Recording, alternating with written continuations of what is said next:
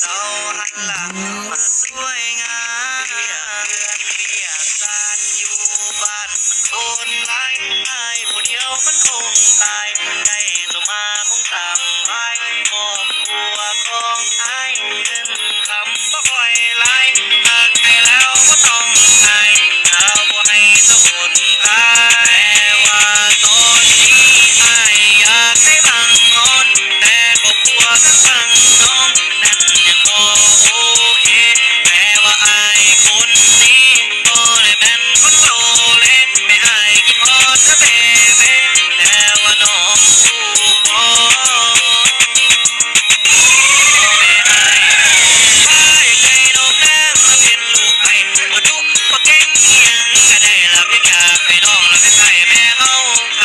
เจ้าสมลงไว้พร้อมจัดละวงเดือเจ้าก็กัดเงินแดงแล้วก็หักสองเท่าให้มีแต่ขาหลังตอบจากเจ้าแต่แม่น้องว่าอายบ่รวยบ่มีรถใหญ่กบกับเจ้าคงพอได้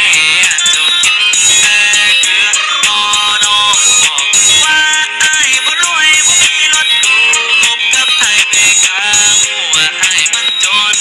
เอลีโอ้โอ้ไอ้ก็หูว่าไอ้มันจนอยากแท้เดินลงหน้ามน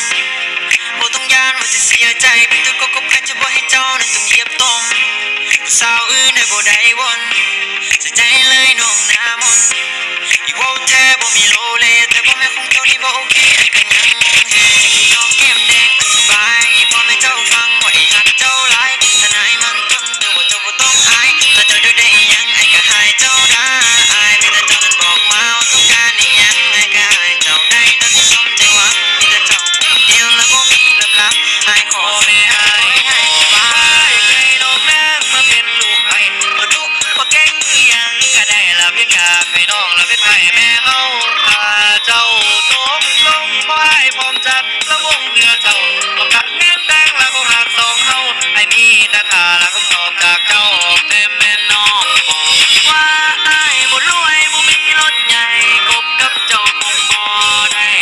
เจ้ากินแต่เกลือพอน้องบอกว่าอ้ายบ่รวยบ่มีรถกูกบกับไอ้เบกาหัวไอ้มันจนเอลีโอ้โอ้คำคมผมอาจจะบ่เสียบแต่ว่ามาเขียบมันคือหน่วยหนาผมนี่บ่มีดอกซุปเปอร์คาร์เพราะผมนั้นมีแต่ให้มีแต่หน้าถ้าคบกับอ้ายจะบ่ให้มีน้ำตามีแต่อ้ายสิพาน้องไปไถนาไปหาสมองแล้วไปหาจับปลา